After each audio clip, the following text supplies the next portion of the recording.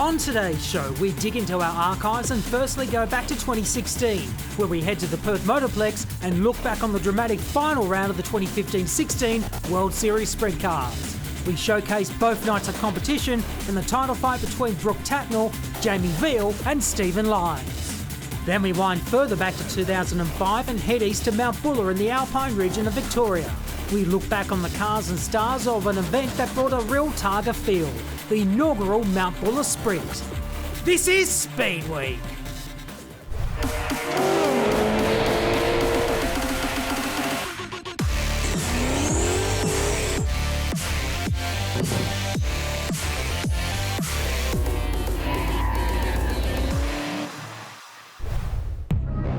Rounds in 3 months across 5 states.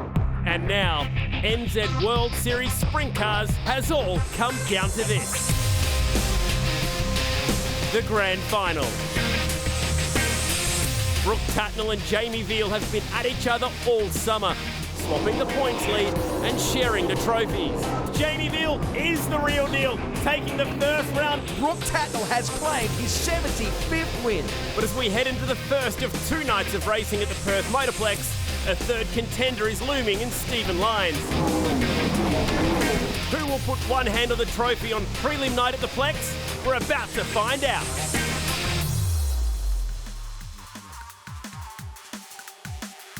The series that started back in December in Sydney has finally arrived on the other side of the country in Perth for the big NZ World Series Grand Final. The Perth Motorplex has become the traditional home, I suppose you could say, for the big Grand Final event. We've got 34 cars lined up for the big night, but we've had 170 cars enter the championship this year, and after all said and done, it's all about 3 who are fighting for that title. Brooke Tatnell in search of his 10th championship, Jamie Veal after his first, and Steven Lines, well, he's a bit further back down in the points, but he's definitely a chance here coming into the final round. Let's refresh you as to how the points look. After 11 rounds of racing, Brooke Tatnell and Jamie Veal are separated by just 30 points, which is ironically the difference between first and second in an A main. Steven Lines a bit further down, 154 points off the pace, but still very much in with the hunt. Kyle Hurst, McFadden, Dylan Murcott all scrapping over fourth in the points, but it really is about the top 3. What a championship it's been so far. Of course, it was destined to always come down to the final round. This is the double-header in Perth, the very first night of the Grand Final. Okay, time to catch up with the latest in the pits. We're going to start with Benny Bishop, the World Series announcer, who's standing by with the points leader. Go back 21 years to the 1994-95 season, and Brooke Tatnell shut down, clinched the title with 5 races to go in the series. This year, he's only got 30 points up his sleeve. Brooke, that's just a bit slender. Yeah, but I mean, you've only got to have 25 cents in your pocket to be rich. If you got 0, you're in problems. Okay, so based on that, then, does that make you race a little bit different tonight? Oh, look, what it boils down to is we're both going to be racing for a win. This is it. Tonight, you may play a little conservative, just to put yourself in a good position tomorrow night. But tomorrow night, it's about winning. So, he's got to beat me. I don't have to beat him. He's got to beat me. So, we just go and race. History will show that Brooke Tatnell, every time that he's led going into the Grand Final, he won that series. He's in that situation right now. Well, of course, Brooke Tatnell is just 1/3 of that intriguing equation for the championship. We've got 2 other drivers in the mix. A driver who's also had to fix a car since the last round in Bunbury, and a real cat amongst the pigeons here this weekend. For all the World Series news, here's Brian Ingerson. Well, while Brooke Tatnell is chasing his 10th World Series Championship, Jamie Veal, you're chasing your first, and realistically, you are the guy closest to Brooke that can challenge him. How are the preparations going heading into this final round? Yeah, it was a pretty casual week, so car and everything was fine last weekend at Bunbury, so just got to get through the 2 nights, get to the final and the final night. That's what pays the most points, and go from there. Speaking of getting through to the final night, the last time we were here, there were hot conditions. A lot of people suffered with the left rear. Have you made any arrangements? Have you got any strategy to make sure you get through to the end? Yeah, it was sort of a bit difficult the last time because it's hard to get a good gauge. That the water truck broke down halfway during the day, and they've had people here doing the track all week, so we don't know what we're going to get. But I'm sure we'll have a bit more juice in it than last time. She was pretty hard on tyres, so we'll just go there and take it race by race. We'll win the race and win the championship. Simple as that. Still in with a mathematical shot of his 2nd World Series title is Halls Motorsport driver Steven Lines. He's an outside chance and he knows he has to rely on others for things to fall his way. Yeah, we're just going to go out and do what we have done for the last few weeks. Obviously, we put ourselves in this position, so it's going to be pretty tough for us, but it's not over till it's over. And like you say, last time we were here, it was you had to try and look after them and conserve tyres, and we come out of it not too bad. But yeah, we're going to try and make a bit of a plan. We probably learnt something like a lot of people did last time we were here, and we'll try and put it in place and try and finish off pretty strong. It's been a busy time for James McFadden's Totally Workwear team. After the crash in Bunbury, they had to straighten the chassis where the motor mounts, replace the rack, the front end, wings, wheels and shocks. Well, as usual, more than a few drivers here to spoil the party, I reckon, this weekend. But the big name, Kerry Manson. Hey, welcome back. It's literally a flying visit, isn't it, for you, just for this World Series Grand Final? Oh, absolutely. It's the home track of our owners, Bob Gavranich and Pete Gavranich, and we do this race every year. It's one of my funnest events of the year. I love the track, I love the town, and weather's great, so hopefully we can have a great weekend. And a new addition to the car, that Australia one, that looks pretty good. Yeah, it is pretty cool. I was always like, nah, I'll leave it 29, but it's pretty honoured to have the one on there, so hopefully this brings us some more luck. We're not in any points battles, we're here to have fun, and let's just go for it as hard as we can, take chances, and see what we can get away with. Yeah, it's going to make for an interesting night, guys. The question on everybody's lips is the motorplex going to provide the same surface as what it did for round 9? That was a race where only 8 cars finished, a lot of them because of tyre abrasion and blowing those left rears. So what have they done differently? Well, they've dug in a little bit deeper this time and put a lot of water a lot deeper into the racetrack surface. There is a risk in that though, because if you put the water in too deep and that water sticks around too much, it then creates ruts and becomes rough. But to keep in mind, there's a lot riding on this round, so there's a lot riding on correct track preparation. What a moment this is for the championship. First time all season Brooke Tatnell has been in the B main. He has to finish top 6 to keep his championship hopes alive. This is how they'll line up, Benny Bish. Lytton Jeffrey, Mr. Vortex, off the top there after a really good qualifying effort earlier on. Brooke Tatnell sitting on the 3rd row. I mean, that has just got massive championship implications as well as we go down through the field. Yeah, Ryan Lancaster, Jason Pride there also. He's got his series of worries, really. He doesn't need to just finish inside the top 6. He needs to finish in the top 2 so he gets a good starting position for the A. All eyes focused on the TEH number 2 as he picks up a couple. Nice and early, strong start, Brooke Tatnell. Just what the doctor ordered for the transport equipment hire number 2. But look at the way now, yeah, just what I thought. Instead of just digging down deep there, he's just trying to keep safe. He's got a couple of laps up his sleeve. Every 2 cars that he passes is a row forward in the A main. Caution's out here, caution light is on, and that is white. The D train. Facing the wrong way, and that'll be outside turn 3 and 4. From our high-tech oils replay on the wall, looking into the oncoming traffic. Oh, a few guys got together. Oh, Guy's group, how'd he get through that one? Aldo Di Pioli pretty close to being a part of that. Here we go, looking a bit further back in the pack this time. Taylor milling down low on Jason Pride, nearly had his own moment. Andrew Pirolo spun around. That just kept going. Almost taking Scott Chapman in the process. Here we go, looking back from Jason Pride. Taylor Milling got really crossed up. So a few guys very messy at the back of that B main. That's the desperation, and unfortunately it means for Brooke Tatnell that he'll have to do it all over again. And that is a really messy restart, so it's an unusual start to the B main tonight. Brooke looks low. Gets the job done there, moves to the inside of Ryan Farrell now, looks high around Sean Bradford. He has been loose off turn 2 all night, getting terrible drive. Slide job now on Bradford. Completely different restart, wasn't it? Let's see now if Brooke plays his cards any differently. Bradford leaves the gap there. Very, very much the textbook slide job now as Bradford tries to return serve. Not quite enough. There's still, I guess, some good momentum now. It looks like he's got his speed back at least. Farrell is on that little bubble spot of 6. You don't want to be any lower than that or you'll miss out on playing in tonight's A main. Great stuff though for Brooke Tatnell. Fighting for every position. If he can get another couple more, it'll see him move up nicely. Caution out again. And this time, it's Andrew Priolo's turned over at the very exit of turn 4. These guys towards the back of the race have been having a really busy night. Oh, Scroop really checked up on him. It waited a while before going over. There it goes. High-tech oils replay with Aldo Di Pioli. And, oh, that gives you just a little bit of an insight. That was a decent-sized hit, wasn't it? They really tripped over each other. It took them a while to get that going. And here is the other Priolo in the race, David Priolo. That car taking a while to get going here. Not going. The John Day Utes that do such a good job here at the Motorplex, really trying to push him forward, but it just won't come to life. I wonder if the diff or the rear end is locked up on this car. After all that work to get it fixed, to get it back out there, they've had such a busy time in the Western Swing of World Series. And while they're looking at that car, let's check out a replay. Brooke Tatnell at the start, going around Troy Lawson, then moving low to the inside of Ryan Farrell. Needs to keep moving forward positively like this tonight. They've thrown everything at this thing. They've changed the ignition box, ignition switch, the tacho, the high-speed fuel bypass. Then they've gone up a gear as well for the B. So these restarts tonight have been very messy. And a few drivers towards the back crawling around the wrong side of the cone. As Aldo Di Pioli was on the brakes heavily trying to avoid a few people in front of him. The leaders, no such issues. It's Nash at the front, comfortably from Jeffrey. Tatnell now third, courtesy of Priolo falling out of the race. So this is working perfectly for Tatnell. Now all he needs to do is just pass one more car and he gets himself up as far as possible from coming from the B. So Linton Jeffrey is the only roadblock that stands between Brooke Tatnell and that spot, and he's just disposed of him right now, unless he can fight back.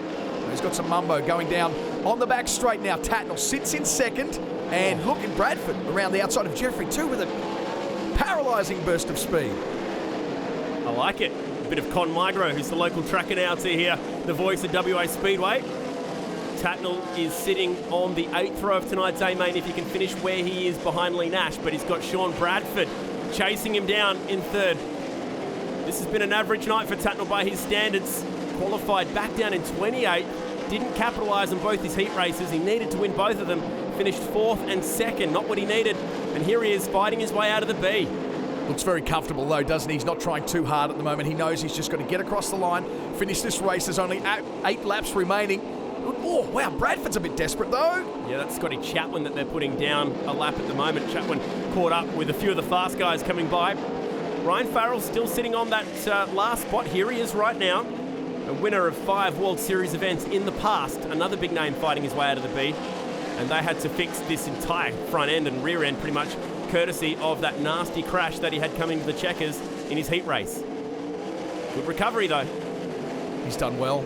He's done well, but it's just, I'm just not sure I'm seeing that same fire that I used to see in Ryan Farrell when the big boys came to town. And just seeing him in the B tonight, it's not like he's fighting his way out of the corner like we're used to seeing when the tour comes to West Australia. Interesting. I don't know what's going on in the mind of that guy at the moment.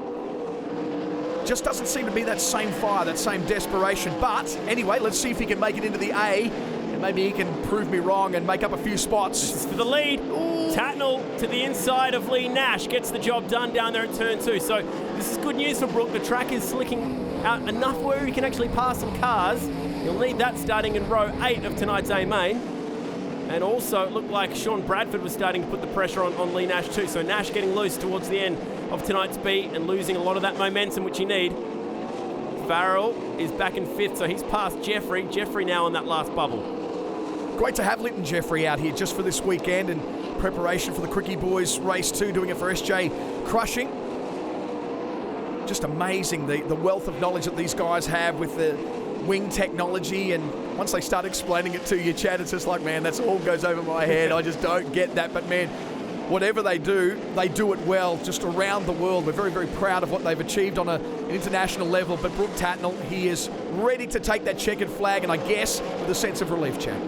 He's working for it tonight. Tatnell gets the checkered flag in tonight's B-Main. It's a race that he never wanted to take a part in, but he had to. He dealt with it, he won it. He will start 15th now in tonight's A-Main. Check out how the B washes up.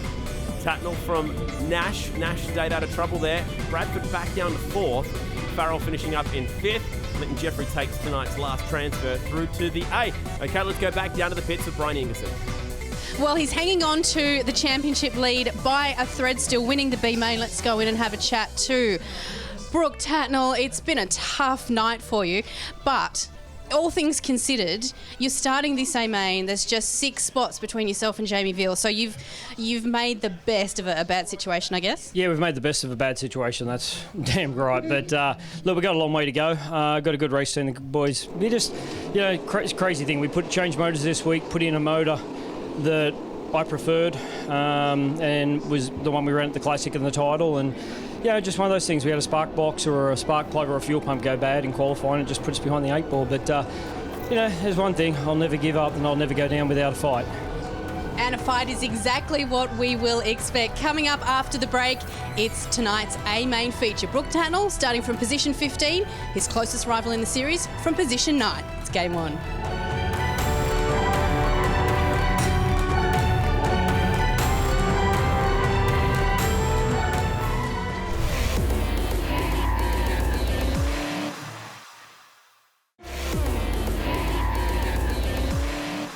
Night has descended on night 1 of the grand final, and yes, the two championship contenders are starting pretty much mid-pack. Points are absolutely vital coming into the last night tomorrow. For a bit more of how this one, the prelim, shaping up, let's go to Bryony. Yeah, good to see two young West Aussie drivers off the front row tonight. It'll be a first front row start in a World Series race for Daniel Harding, and he seems pretty relaxed actually as I spoke to him just before he rolled out. Likewise, Jason Kendrick, he said he's just been really comfortable with the car all night long. They're running a different shock package to most of the competitors here. They're unhappy with it after Bunbury, so they sent it back to the supplier. It's come back tonight, and he said that since they bolted them back onto the car has been in mint condition. So I think these two are going to give the rest of the field a run for their money tonight. Thanks, Bryony. So as they line themselves up, Kendrick and Harding off the front row. Great effort for Daniel Harding. And then we start to see the names. McFadden there out of the outside of the second row, Murcott and Dillon.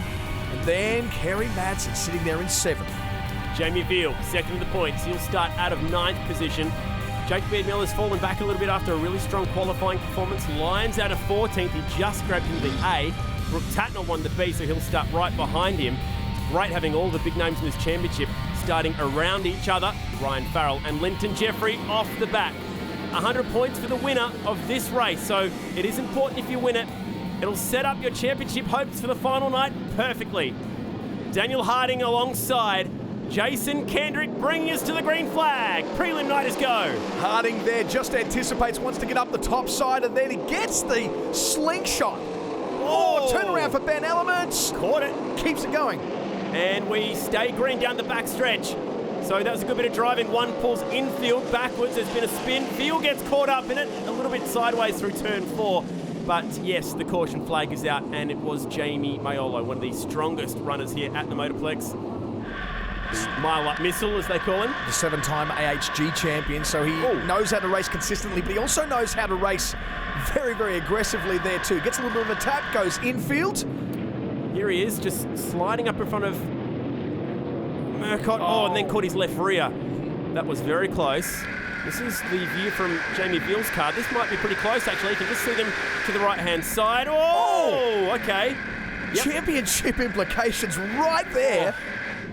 It's those lucky moments. You just need them on your side on a weekend like this, and you just had one right there, Jamie Veal. Jamie Veal was saying to me prior to this race, he said, I just got to finish this. This is not where the big points are. 100 points to win this. So it's not like the 250 that you get tomorrow night. Okay, away. Kendrick dominating right from the outset, and this time Harding's let go of his second spot. Tatnell through the mid-pack. There's a few drivers. He goes high around Steven Lines. We go down the back. Oh, goodness! Jones rolls over at the end, but that's the American Racing Wing. That is Kerry Madsen has taken a massive tumble. Wow, man. Dowling's involved, Bradford's involved, James McFadden was involved somehow. Dowling's out of the car, and look, straight over to the Caneric Racing entry. That's a shocker. Man, that is messed up as well, even from this angle. Ryan Jones is crawling out, but concern is for Kerry Madsen. Current Australia #1 has had a huge... Oh, that's great. He's getting out. Oh, that car is a mangled mess. Coolant pouring out the front of it. And thankfully, the American racing star... Look at that frame. ...is somehow getting out of this car.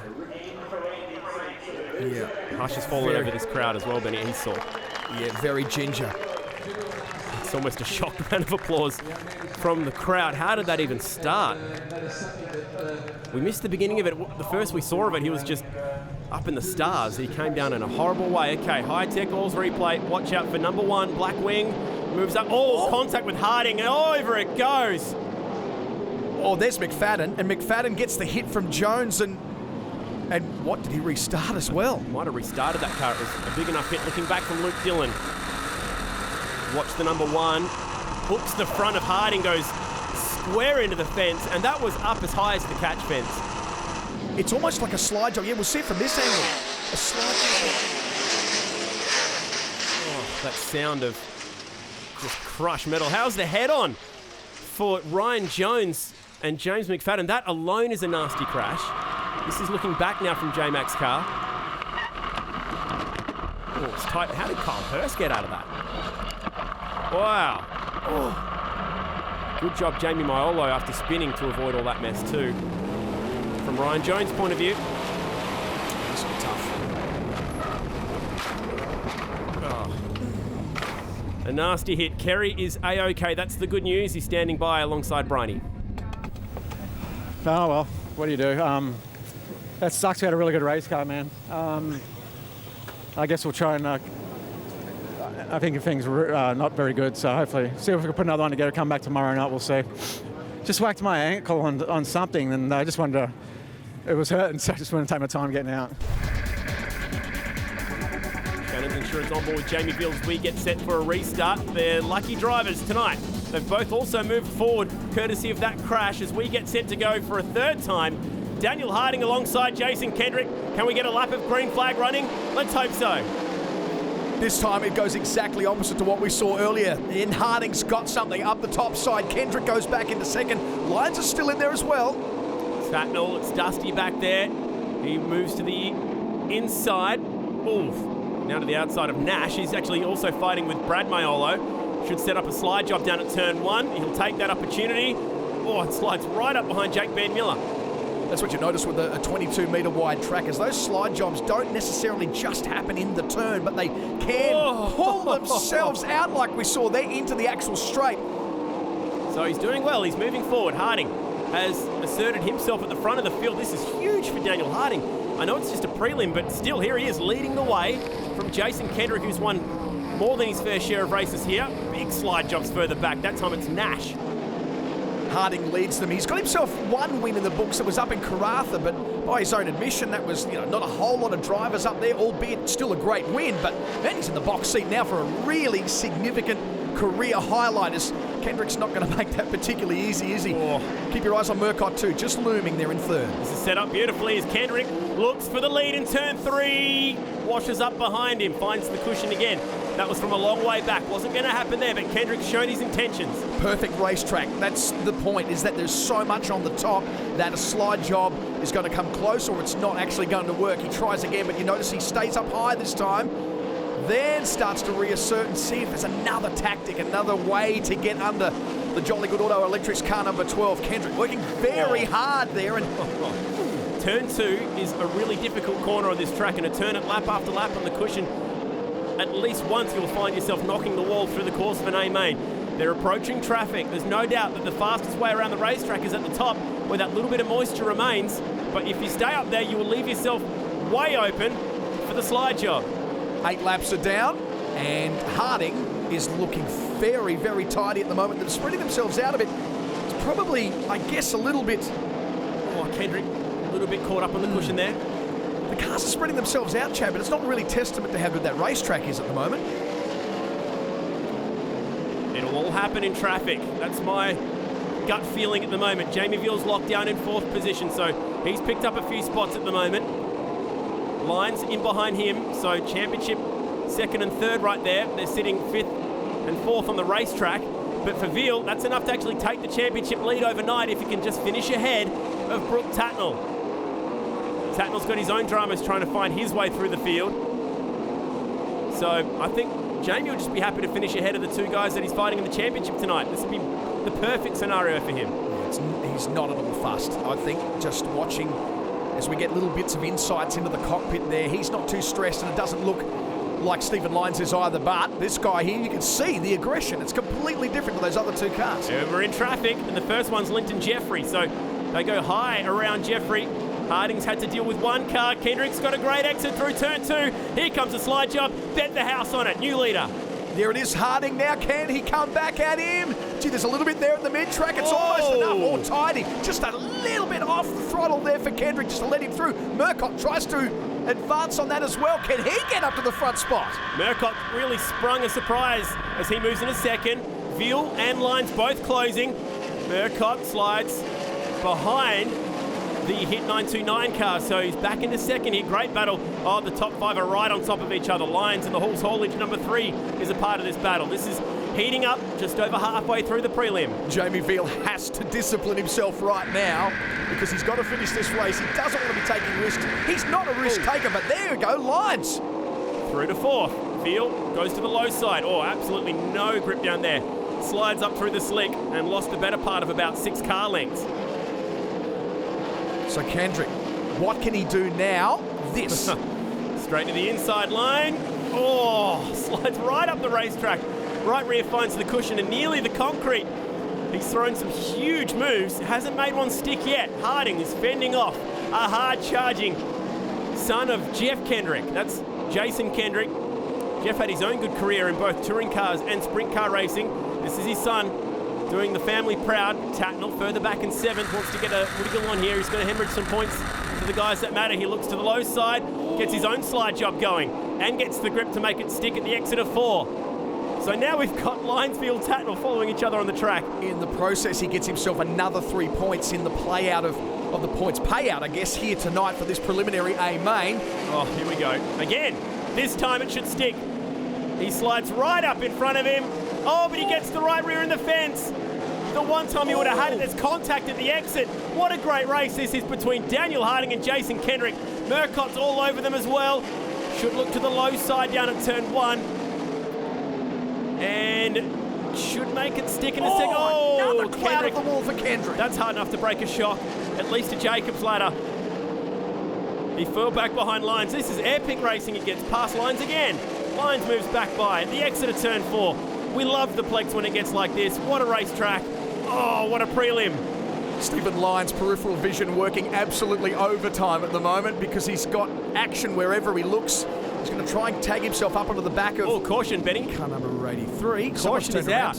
And there was about 4 laps left, which is bad news for Harding. This is going to really put the pressure on. Jake Van Miller. With 2 popped Hoosiers. 2?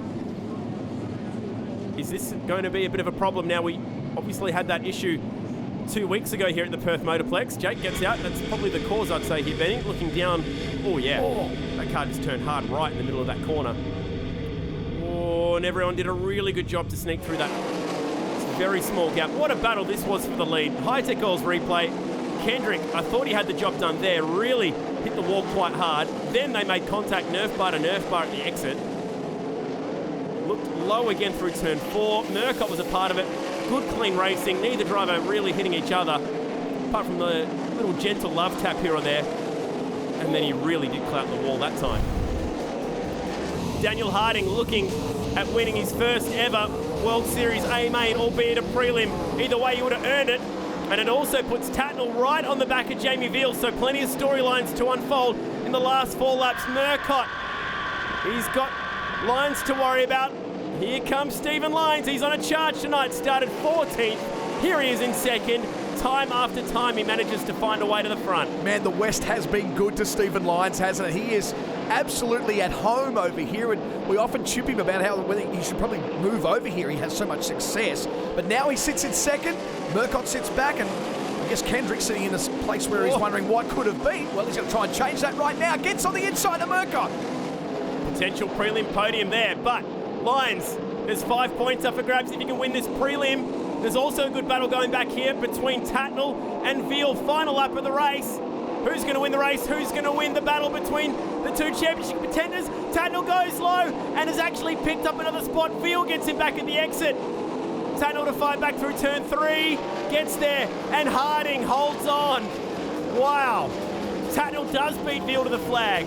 Didn't know where to look on that last lap. And bags 3 points. And just don't tell me that 3 points isn't going to matter in the process tomorrow night. So done and dusted. Daniel Harding gets himself his first major sprint car win. As you say, Chad, albeit a preliminary, but man, they will celebrate this like it's a world title. And Steven Lines did a really good job. He had a chance of throwing a real dirty slide job at him, but didn't do it. A lot of respect shown between those two, and that is a really hard-earned win. Picks up an American crew chief about a month ago, and now he's picked up his first preliminary A-main win in World Series. But the big one there, Tatnell 5th. He started 15th, and he gets a little psychological one over Jamie Veal. Nasty crash for Kerry Madsen earlier in that race. Let's hear from Daniel. And no, that's what we came to do. Every week you come up, you come to win, and finally got it done. It's been some grueling seasons, but it's good to get that first one off our back and just got to head down tomorrow night, keep digging. What about that battle between yourself and Jason Kendrick? It was pretty much on the whole race. Yeah, no, JK's obviously good around here, and this is his track. He likes pounding the top, so I wasn't as good as him, I don't think, but we just managed to hold on and put his nose there a few times and managed to race him back, so it was a good race. Congratulations. All right, thank you. Daniel Harding keeping his feelings in check at the moment. It seems like everyone around him seems to be happier than he is, but that is a huge result for that team. That is the championship going into the last night. I just can't believe it. Tatnell is just 8 points up now on Jamie Veal. Steven Lines, 121 off the pace, but still a shot. Remember what we said at the top of the show, though. Every time that Brooke Tatnell has gone into the last round in World Series history, he's always followed through and won the title. Our look back on the final round of the 2015-16 World Series Sprint Cars continues after the break with more action from Night 2.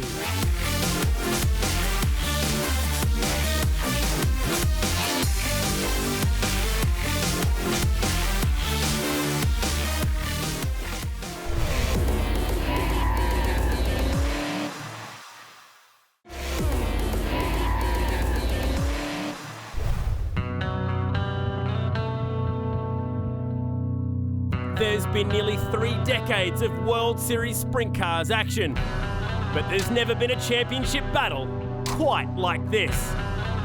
With one night to play, there's just 8 points separating Brooke Tatnell from Jamie Veal. The third challenger in Steven Lines, still a chance. All 3 of them escaped some close calls during night 1 of the grand final, while others weren't so lucky. Oh, goodness! Jones rolls over at the end, but that's the American Racing wing. That is Kerry Madsen has taken a massive tumble. Oh, well, what do you do? That sucks. We had a really good race car, man. See if we can put another one together, come back tomorrow night, we'll see. It's the final night of NZ World Series Sprint Cars, and we're ready to crown a champ here at the Perth Motorplex.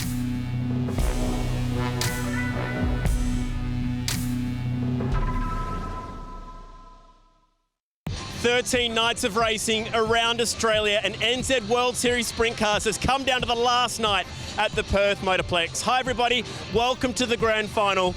You could not ask for a better scenario than the one we are currently in. First and second, Brooke Tatnell and Jamie Veal separated by just 8 measly points, which is remarkable in a series where there are literally thousands of points up for offering. On top of that, you've got a third driver in Steven Lines that's still an outside chance at this championship. This is what they're playing for, the trophy for NZ World Series Sprint Cars, and a huge crowd is already here. The first night was dramatic, marred by a monster crash at the beginning of the preliminary A-main, but all drivers are okay. They're back here. We'll talk about that shortly. Also run you through the season so far between those 2 big championship combatants in Brooke Tatnell and Jamie Veal. But before we go too far, let's have a look at the points. It's almost unbelievable when you see it. 3,353 points for Brooke Tatnell so far, and there's Veal just 8 behind him. Linesy, well, he's 121 back, but remember, 250 points for an A-main win. I might mention, by the way, that if Tatnell and Veal stay 8 points or at least less than 10 points in difference, it'll all come down to who finishes higher in tonight's A-main. It is the perfect scenario for a points-paying championship to see it come down to the last race of the year, and then 1 versus 2, whoever finishes higher takes the crown. It's so rare, but we might be treated to that very scenario here at the Motorplex. Like I mentioned, last night was overshadowed by a nasty crash. All drivers okay and back here to race on night 2. For the latest on how they're feeling and how their cars are looking, here's Bryony Ingerson. After that massive crash in the first night at the grand final, it's good to see you back here and in one piece. Can't say the same for the car though. Here's one you prepared earlier, huh? Yeah, it was disappointing. We had a great car all night actually, and we got a really good start, but unfortunately didn't end up well. But we had to sit in the shop, and the guys worked till about 4 in the morning last night, and we finished it off this morning. And it's a pretty fresh race car, and it's got a great motor, so I think it's going to be quick. I just feel bad that I reckon that car had won a lot of money and won a lot of races over the last month, so devastated about losing that car, but these cars are just as good, so we'll see. Personally, how are you feeling, and any hesitation about heading back onto the track tonight? Oh, no, I can't wait to get back. No, great. You know, it just says so much about some of the safety stuff that we have, and that you can have crashes like that and you can get out and walk away, and you know, you don't have a concussion, don't have anything, and then you're just ready to go back in. And unfortunately, I've had a few of them big ones, so you always seem to try a little bit harder when you get back out just to prove that everything's good. But it was just a weird crash. It wasn't like anything funky, so I don't see any problem. Former two-time World Series champ James McFadden is feeling a bit sore and sorry also after being involved in that incident. The crew have worked until the early hours putting together a new car. James, the crash last night, it seemed like it left you a little rattled, is that right? Yeah, we were a little bit seeing cuckoo, I guess. Yeah, Ryan Jones got in us pretty hard there. Spun the car around and restarted it, so he hit pretty hard and then just rung the bell a little bit and, yeah, junked the car, so it wasn't very good.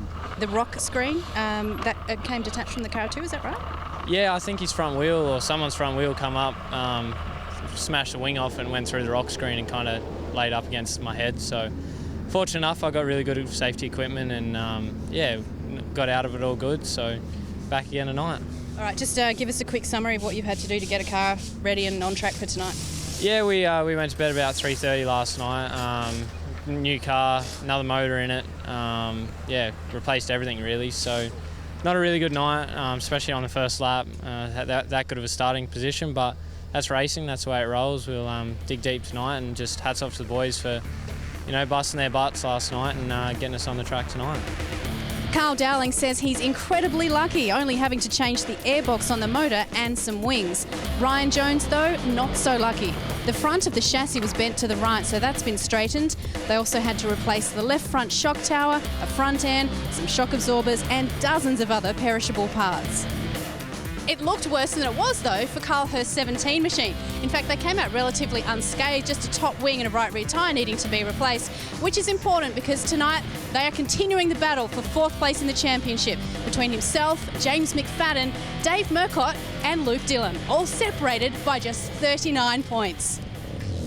No doubt about it, been some busy teams here in Perth overnight. This man's been busy all season. He's Benny Bishop. He's the World Series announcer. He's going to help us break down the results for Brooke Tatnell and Jamie Veal. And we're going to kick it off with the man who's leading, Brooke Tatnell. Oh, Brooke Tatnell, I mean, it's phenomenal to consider that really. He's had no DNFs this whole season. That's how you win championships. Then if you put on top of that the fact that his average start has been no less than fourth, and his average finishing has been around third.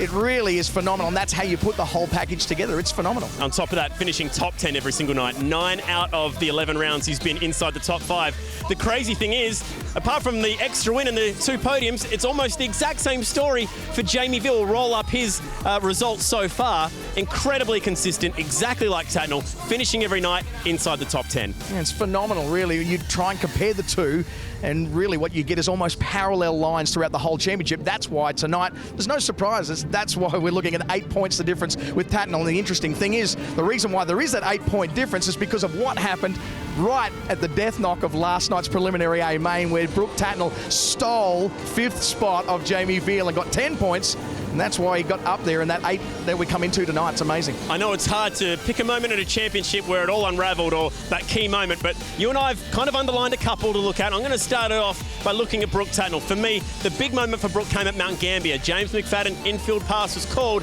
It was a big free kick for Brooke. He banked the 10Ks, he said, at the night in Speedweek, but that for me was a big moment for momentum for Brooke Tatnell. I think for me, Brooke Tatnell's effort really when it came to last night, the preliminary A main, we've never seen him qualify so far down the list. He qualified 28th out of 36 cars. That's just no man's land for Brooke Tatnell. Then he fights back to get 5th. That, I think, was the most significant night in the series so far for him. Then if you look at Jamie Veal, well, what was his most significant night? I think right back at the start, 12th of December, back at Valvoline Raceway in Sydney, where, amazingly, he shot that rocket over the top of everyone's head, came into that night with 9 wins in other series and other one-off races, and gets himself the win, and essentially just says, I'm the guy to beat.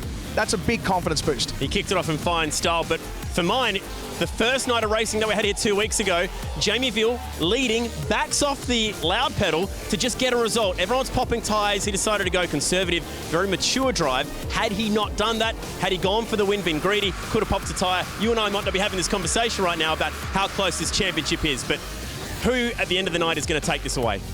You've got to really, I guess you can't go past Brooke Tatnell, because I think the championship that he wins tonight has essentially been won in the last 28 and 29 years of his career. He, Chad, is the ultimate closer. He knows how to bring it all and make it all happen right when it needs to happen. We've seen it in the past. I reckon we're going to see it again tonight. It's true, but Jamie Veal, no doubt about it, is as hungry as Brooke Tatnell just to get his first. He proved at the Grand Annual Sprint Car Classic that he can handle big pressure. This is championship night. This is the B main.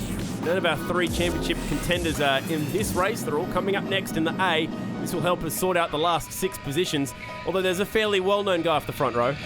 Yes, the freshly crowned Australian champion Kerry Madsen returns in what they call the house car. It's car number 29, straight out of the Caneric stable. And last time we saw that car anywhere on a racetrack was actually at Bunbury at the Australian title under the command of Ian Loudon. And it wasn't so good a finish for him, I think 3 laps into the race, and that was the end of it. That's a great looking car. It's running a Mopar engine. First time that Kerry's ever run a Mopar in his life, which is interesting. It's written down on our results as A1 because that's what he started the race meeting in. Had that massive crash last night, and I think maybe it's a bad omen for him, so they've stuck the 29 on it for tonight. He starts alongside Jake Beard Miller as we go racing. 15 laps in tonight's B main. Also got David Priolo. There he is in number 8 going high. Ryan Jones, that car's a little bit sore and sorry after the crash last night. Talon Milling running through the middle. That was close. It was Ryan Lancaster that got quite a lot of attitude there with the right rear, just skimming the wall. And skims something else as well. He makes contact with Pride. Pride absolutely puts an exclamation mark on his season thus far and does it at the grand final by completely junking that. Oh, man, your heart breaks. He had a huge one in the B main here 2 weeks ago. Here come the Motorplex Fireys, always on the scene. There goes the steering wheel. That's a good sign that he's okay. Also a good sign that he's pretty disappointed with how this has all played out. Yeah, look at that body language. I can't believe that. He had nothing to do with that crash. It happened all around him. He just copped the smallest of touches and it sent him barreling down the front straight. He's done the entire World Series tour around the country and this is how it ends. Not what he deserved. Andrew Pirolo and Lancaster got together. Whack. And he was staying down low too, Chad. You know, trying to keep out of harm's way. He understands that he's been in some really unfortunate situations. And man, what's he got to do to catch a break, this guy? Oh, here we go. Yep. Up and over in a big way. That'll be Lancaster's race surely done as well. That's a shame. On board with Pride. Oh! It's a wild ride, all right. And that is the end of his summer. Meanwhile, back in the pits. What do the World Series contenders think of all this? Well, that's what Jamie Veal thinks. BT's going through his usual Tiger Balm routine, limbering up. And there is the long shot, Steven Lines. He's watching on, looking very cagey at the moment through the fence. As we get set for a restart, it's going to be Kerry Madsen bringing us back with Ryan Farrell, another big name in this B main, tucked right in behind him. You can only imagine. We're just expecting, I guess, a bit of a vintage Madsen-Farrell stoush. We'll see if that plays out here. In the meantime, there's Ryan Jones, who's really looking down the barrel now of Rookie of the Year honours, despite the fact it's been a tough season for him. He's got 100 people from Pressure Cleaner Performance Centre as guests there tonight, so he knows he's got a big audience to impress, so he's got to get out of this B and get into the A. Good chance here for Madsen to get some luck before tonight's A main. He'll be starting out of 15th in the A if he can finish where he is right now. Plex just looks faster tonight, doesn't it, than it was here 2 weeks ago or even last night. Still got a lot of moisture in it. Passing not too easy as we go nearly 3 wide down the back straight. Side-by-side pass here with Milling tidily around the outside of the D-train. Darryl Clayton. And these guys fighting on the bubble right now. So Priolo moves up to 5th. Puts Linton Jeffrey, who's actually qualified inside the top 5 here last night. But here he is looking like missing out on tonight's A main, which is really disappointing. Hasn't quite had the car speed throughout the heats and the racing. And there's a fair old gap back to the guys fighting outside the top 6 at the moment. Madsen still leads, Farrell, then Scroop, keeping everything tidy there, sitting in 3rd. Milling might be able to catch up here. He might be the last guy to make it in. Just got around Troy Lawson. He needs to steady himself, get in a rhythm. He's got 8 laps to chase down Linton Jeffrey. Just see that racetrack starting to creep up, can't you, there? And it's very, very favourable for these guys who like to go fast. That's right in the ball court of David Priolo. Ryan Jones unfortunately missed both his heats tonight, which has put him back in the B main after that nasty crash last night in the prelim. All they've been able to do is just sort of bend the car back to, but they've been finding issues as a result all night. Things that they think they've fixed, but they haven't been able to fix, and they just couldn't tell at the time. We had a fuel leak earlier, yep, which is why they shut it down in the heats. Obviously, you don't want to be running around with methanol dripping into your lap or on your ankles. Kai Skurrit, he's sitting comfortably inside the top 6. He's third. He's got Jones, who we're just talking about. South Australian driving for a West Aussie team. And then behind him, a man who won the grand final here a few years ago. 4 laps remain for this, the B main. The top 6 will make it to the very final show of the year. It's been 170 heats up to this point in World Series competition, and it's all coming down to that very, very pointy end. It's almost a bit of a distraction the last 3 laps of this B main. Everyone's eager to get into the A and see that big battle between, of course, Tatnell, Veal, Lines. Last few laps to go. Madson's going to have a little bit of traffic to deal with. He's going to deal with it briskly. Quite quickly and swiftly, isn't it? He'll come up on the back of Lawson, but I think he'll just play around, won't he, and just finish this off and make sure he locks himself into spot number 15. They say the Mopar cars deliver their power a little bit more gradual. It's not quite as heavy hitting as, say, Chev Power, but probably not a bad thing to have on a track that might slicken up and be pretty slippery later. A bit more throttle control. Checkers are out. And it's Madsen taking the win. But where's Priolo? Priolo's pulled infield. There he is. So he was comfortably in for a transfer. That means this guy now, Milling, who was pushing hard, has slotted on up. Here are the results. Madsen wins it comfortably. Not too sure what happened to Priolo, but that is good news for Taylor Milling, who will slot onto the back of tonight's A-main. Let's go to the pits. Well, Jamie Veal, you're on the verge of potentially taking your first World Series championship. Your closest rival, Brooke Tatnell, he just came over and shook your hand and said some words. What did he say? Just good luck, you know. It's pretty cool. It's come down to the last race and her finishes in front. So after 12, 13 nights of racing and a lot of laps, it's pretty cool. It comes down to one spot in the A main. So credit the World Series for putting on good format and system to have me and Brooke come down to the last race. We usually used to see Brooke have a little bit of a relax before the feature race. What are you going to do to prepare? I was having a nice little nap then until I got interrupted. Just sit back, relax. It's pretty busy here in the pits here, crowd interaction and that. So sit back, relax, and when I get in the car, I'll be fine. All right, we'll let you go back to listening to some tunes. Thank you, Jamie. Well, one of them is going to make history. It's either this guy potentially taking his first championship or Brooke Tatnell taking his 10th. And it is all going to unfold right after the break. Stay tuned. Great work, Bryony, down there in the pits. And as we go to the break, we're going to check out some of the big, heavy hits of season 2015-16.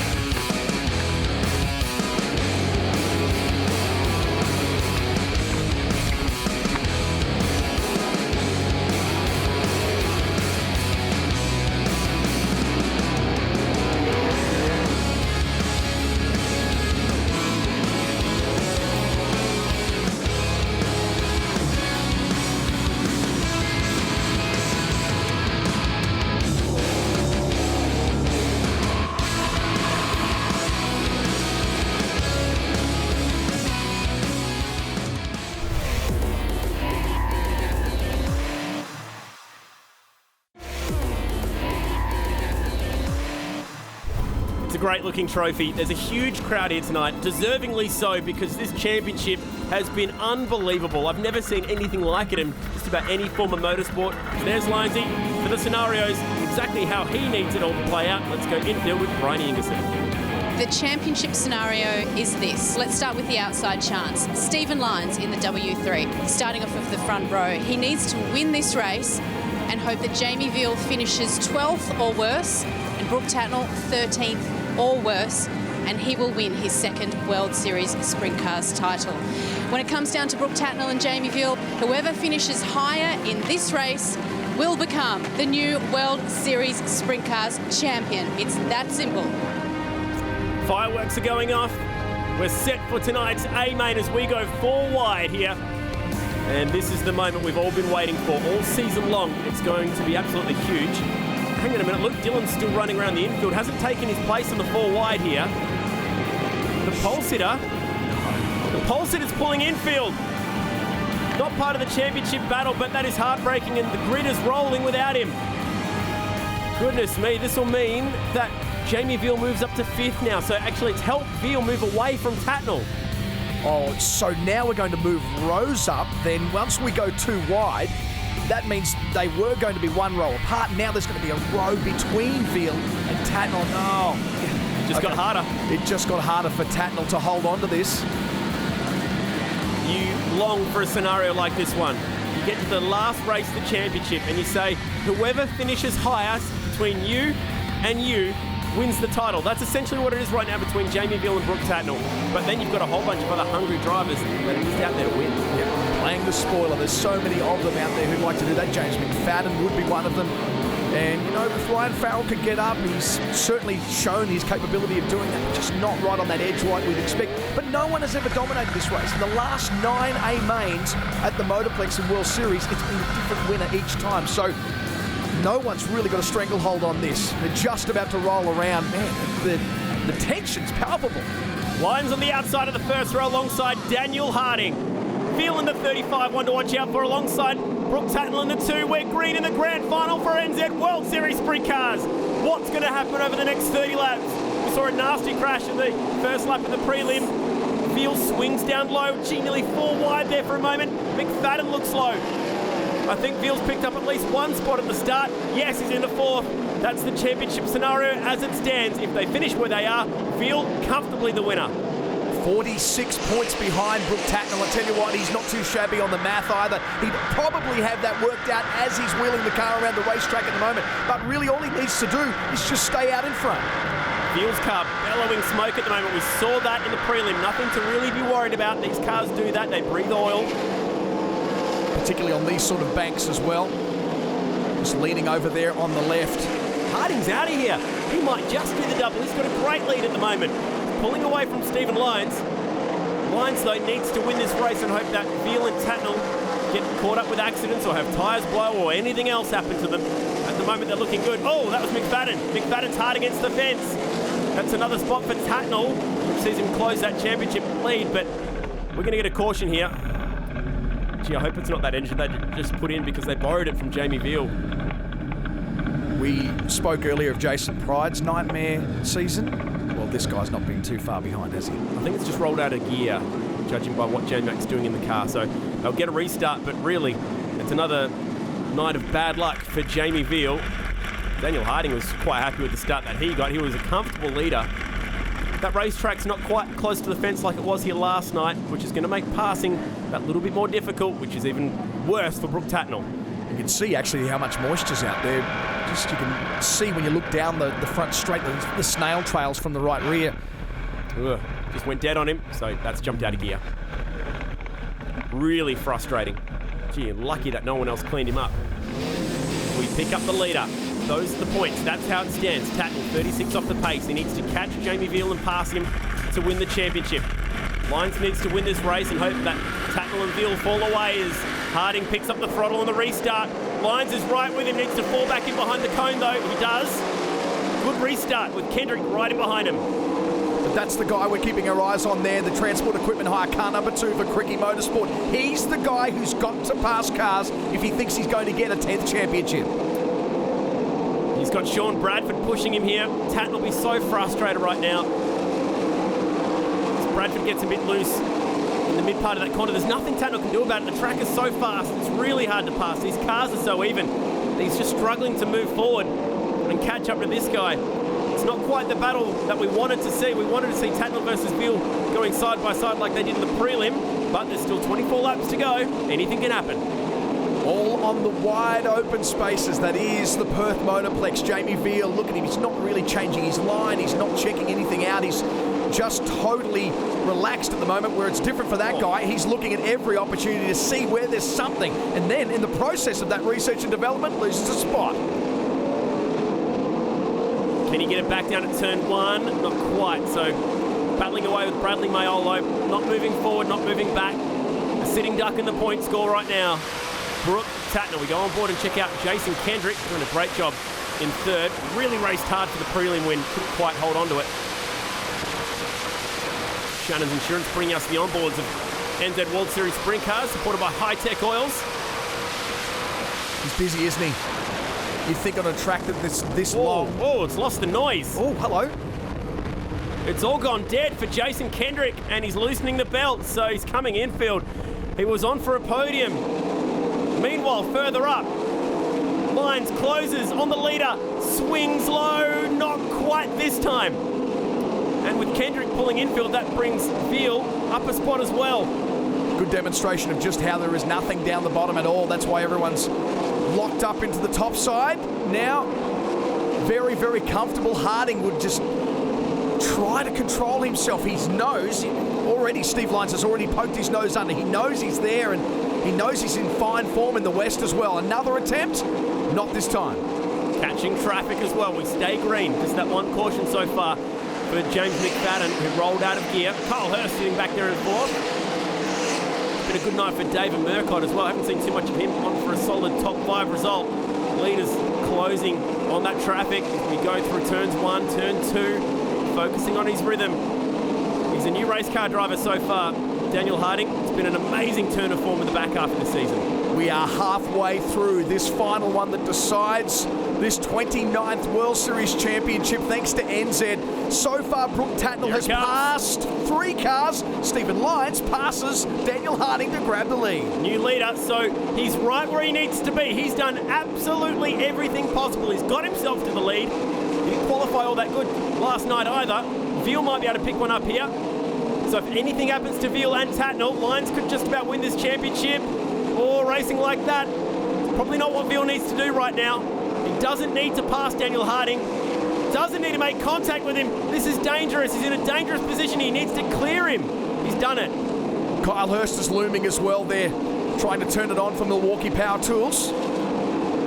And you can imagine he'd be just waiting, biding his time. Jamie Veal, you're right, Chad. I'm not sure why he needed to, but seeing the gap that he's opened up, he knew there was more in the tank. There's the pass from Hurst. Is it going to pull through? Not quite enough momentum as they come down the front straight and get the call of 11 to go. Hurst with 2 wins in the back half of this season. God, this is a great battle. Here we go. Harding and Hurst putting on a show for third. Oh, sparks fly as he just rolls over that concrete. Oh, Harding holds on, man. He's showing his form right when he needs to as well. Great view looking forward from the Milwaukee Power Tools entry. Still no appearance from Brooke Tatnell though, Chad. There is no progress as he left his run too late. Jamie Veal now dealing with a little bit of lap traffic as he just sets up under Mr. Vortex. Milton Jeffries, but this is the man he's chasing here. I'm not sure if he's going to bother with trying to go for a race win. I know when he won Speedweek, he was disappointed he didn't win that race. That was at Warrnambool where he finished second. It'd be a lot easier in presentations if he wins it as well, wouldn't it? That left rear looking really low. With Steven Lines' car, we saw a lot of left rears popping here. But the track temperature is probably not as high, given that there is a little bit more moisture in the top part of this circuit. Chasing down Kai Scroop now. Closing laps of the summer for World Series. This battle still going on for third. Harding slots back in front of Kyle Hurst. He's not afraid to go to war here. Oh, that's close. Great racing. A lot of respect between these two. There's a trophy on the line. Meanwhile, Tatnell still hasn't done enough further back to catch up to this pack. It'll be frustrating him. Brad Molo's found some form late in this race as well. Whoa! That was close. On the Shannon's Insurance onboard, we nearly ate a right rear Hoosier. The leaders. Steven Lines really has found the form right at the end. He would have preferred that it happened earlier in the season, but it was almost like a carbon copy of what happened last year. He's come to the West, he has dominated, and now he's staring down the barrel of getting himself the grand final win. But it's that guy that's right behind him, Jamie Veal, who is now only 2 laps away from potentially winning NZ World Series Sprint Cars for 2015-16. A special moment also for his crew chief, Glenn Beaton, a 2-time World Series winner with James McFadden, has come across to work with this team as the white flag is out. He's won the Classic. He's won the Darley. He's the hottest thing in sprint car racing in Australia. A brief stint in America has taught him a few tricks that he's brought back. It's going to be the win for Steven Lines, but watch out for the 35. We have a new World Series champion. Congratulations, Jamie Veal. The young Victorian has won his first NZ World Series Sprintcars championship, and he denies Tatnell of a 10th. Rolls up beside Steven Lines. But Linesy knows where the priority is here. Yes, he's won the race, but Jamie Veal has won the war. Man, Lines did everything he could. At the end of the day, if Veal and Tatnell crashed out, he'd be the champion. Also fair to say, if he started that race in Mount Gambier, he could have been the champion. But he's won the most races out of anyone this summer in World Series action now with 3. Another solid drive for the Halls Haulage team. He disconnects his Hans device, gets ready to take those gloves off. Tatnell, he's been brave all year. Not the 10th this year. Not for Shane Cricky, unfortunately. Hand just resting on the Nerf bar there, and yep, he makes his way up to the front, but just to give the thumbs up to Jamie Veal and drives on by, and what a lonely roll that will be out to the pits. He's our champ, getting out of the car. This crowd, it's been huge tonight, and he salutes them. Jamie Veal, congratulations, the 2015-16 World Series Sprint Car champion. Cheers, thank you very much. I've got to thank the guys. We had one awesome car there, and congrats to Linesy on the win. But yeah, we just pegged away. We had good speed all race, and got a bit lucky there with Luke pulling out, moving up a bit of road. But great way to end our Perth swing. What a breakout season it's been for you. Your first Grand Annual Sprint Car Classic win, your first World Series win. You become, I think, only the 4th driver in history to win both in the same year. That is a pretty cool statistic. Yeah, World Series, I'd never thought about it. I've always just won on the Classic, but now I won one. So much work goes into it, and big hats off to Brooke to win 9. It's a huge achievement. I was thinking the other day, I've only raced 9 years, and for him to win 9, that's absolutely a huge achievement. And it was pretty cool to go down to the last race, and as I said, the guys just gave me a great car at the end of the night and made my job hella easy. Well done. Cheers, thanks. Confirmation on the final results, and there it is. Lines getting the win, her sneaking onto the podium. Harding could only manage 5th in the end. Madsen jumped all the way to 7th. Yeah, he climbed 7 spots, would you believe, just to pip Brooke Tatnell at the post and rub salt into the wounds. Tough luck for Brooke Tatnell in 2015-16. Let's hear from our race winner. Well, Stephen, the focus was really all on the championship tonight, but amongst all of that, you took another race win. Congratulations. What a great way to top out the season for you. Yeah, it is. It's obviously great to finish the Western Swing of World Series like that. We put ourselves in a little bit of a hole, and we've been digging us out. Really proud of Halls Motorsport and all the guys that help us out. We could only do what we could do tonight, and we did, everything possible. So to get them points and them guys, to finish where they did, they deserve it. So we'll take 3rd, and hopefully next year we can fix up the things that we did wrong and hopefully come back bigger and better. Time to check out how the points finished up. Veal 66 clear of Tatnell in the end. Amazing that it wasn't closer, to be honest. Lines in with a shot too the whole way through. Hurst won that epic battle for 4th.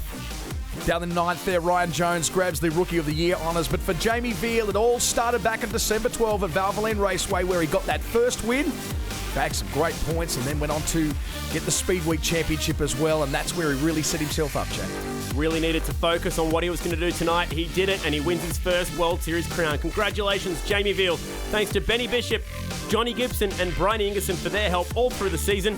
We'll see you next year for the 30th. Goodbye.